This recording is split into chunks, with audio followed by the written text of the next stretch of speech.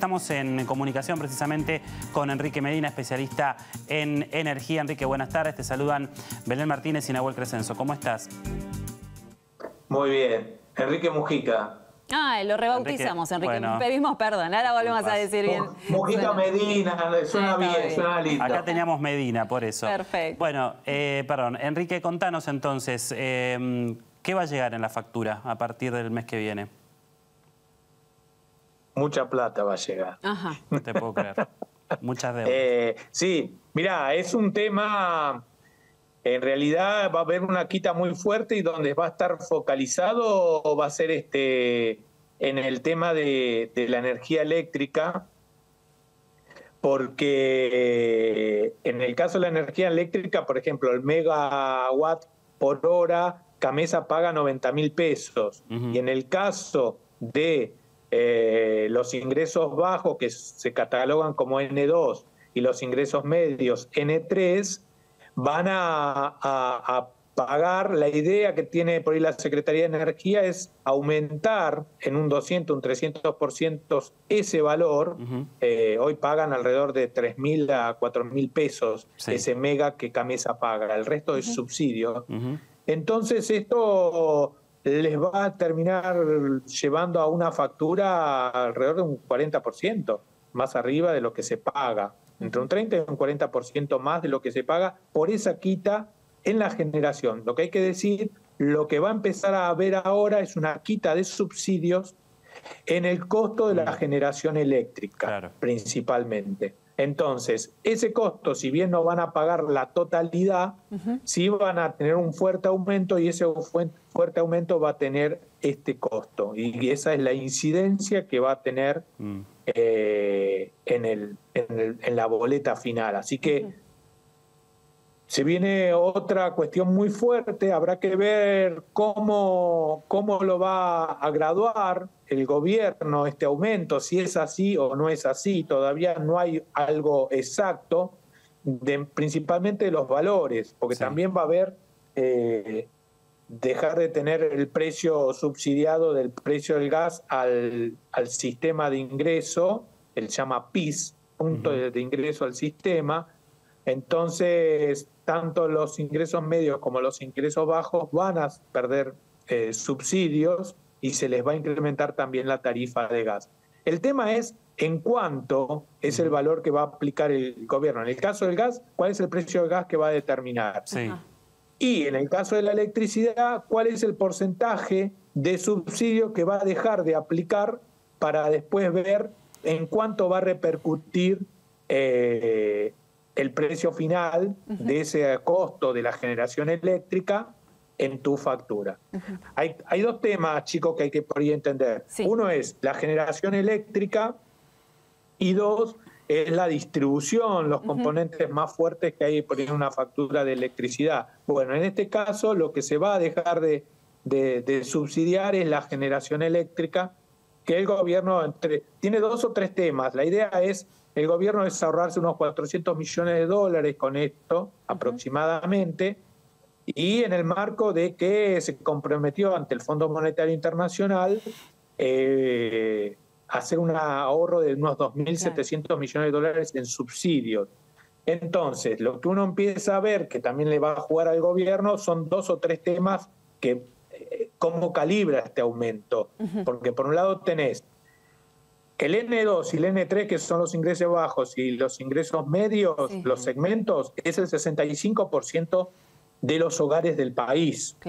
Entonces, habrá que ver cómo pondera el humor social de esa franja, donde también tienen muchos votantes, cómo se pondera que el incremento, de qué medida será, como para que después no termine incidiendo demasiado fuerte con la lógica que tienen de bajar la tarifa, el índice inflacionario, pero a su vez tienen un cuello de botella porque se están quedando con menores ingresos como para mantener los subsidios por la merma de los ingresos fiscales que se están notando, más los acuerdos con el fondo. Entonces, hay un equilibrio, por eso está en lo general, pero falta por ahí precisar un poco más en lo particular. Enrique, ¿qué pasa con los límites de consumo? Porque en su momento sabíamos que teníamos hasta 400 watts para gastar y en el caso que superábamos eso, ahí la tarifa iba a ser más elevada. ¿Ahora ese límite se achicó también? Claro, en el caso de los ingresos medios se achicó a 250 y después ya paga como una tarifa plena. Claro, hay que cuidar mucho más el recurso ahora. Claro, y en el caso del N2, que son los ingresos bajos, podía gastar y no tenía ningún tipo de límite y ahora se le baja a 350. Claro. O 450, perdón, kilowatts. Entonces se le pone un límite. Después de ahí va a pagar. En síntesis, lo que uno podría decir en este sentido es que el gobierno lo que busca es que la mayor cantidad posible de gente pague tarifa plana sin ningún tipo de subsidio. La cuestión está, a diferencia de otros países, cuando vos hablás o comparás, es decir, los ingresos son otros. Los ingresos quedaron demasiado bajos.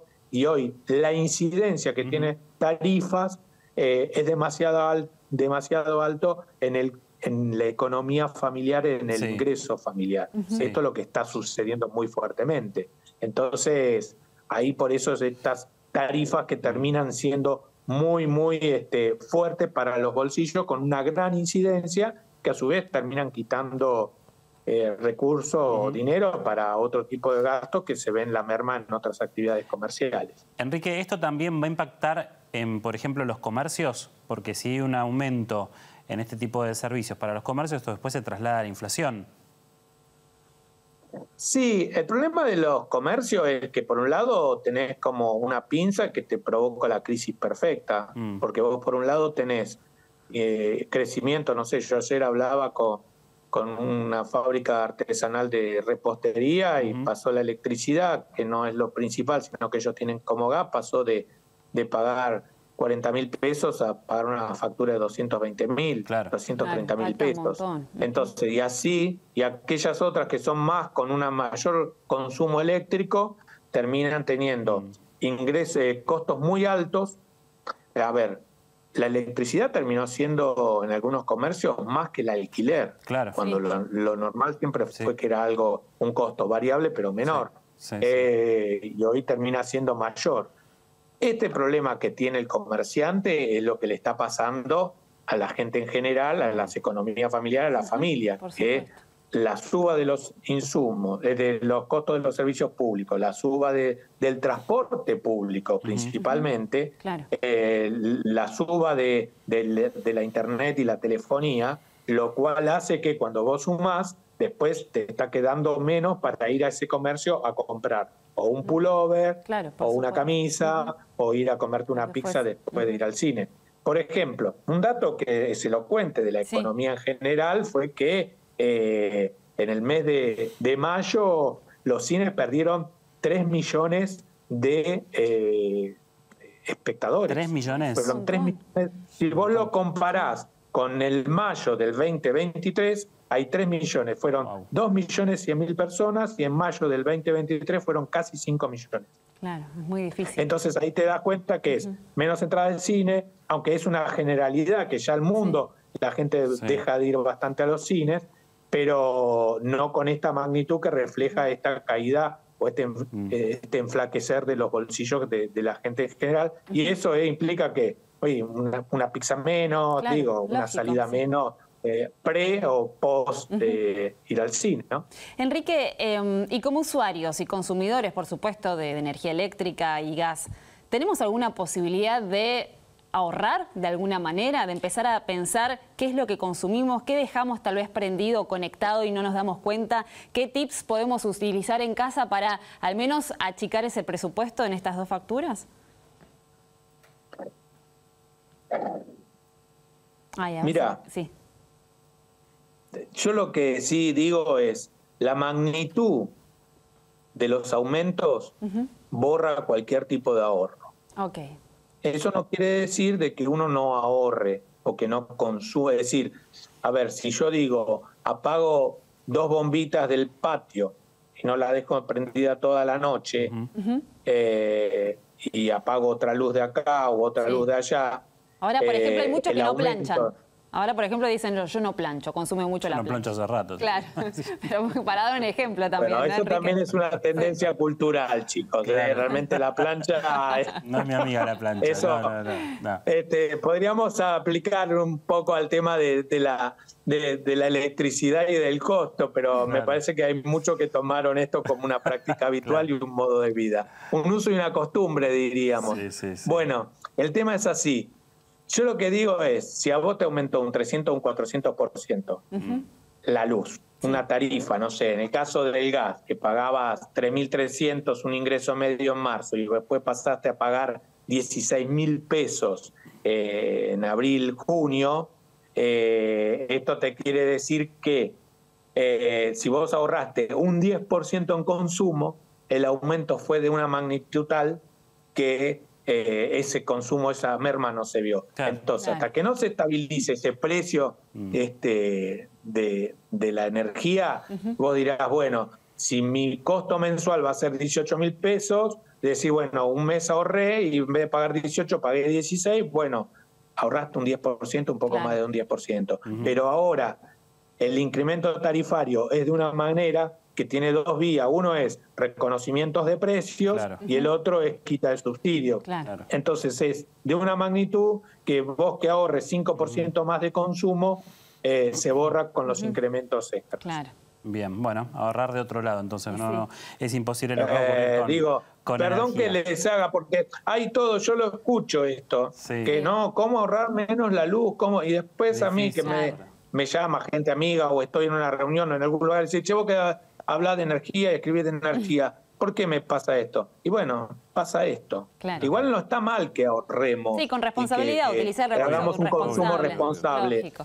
Enrique, eso gracias. Es lógico y es bienvenido, pero los aumentos son mayores. Claro. Exactamente. Gracias a ustedes por llamarme. A vos, un abrazo grande. Enrique Mujica, especialista en energía respecto a estos aumentos, que bueno, lo que está pasando es que a partir de ahora y hasta noviembre se van a ir quitando los subsidios paulatinamente y por otro lado también el gobierno va a tratar de implementar ciertos aumentos para recomponer los valores energéticos.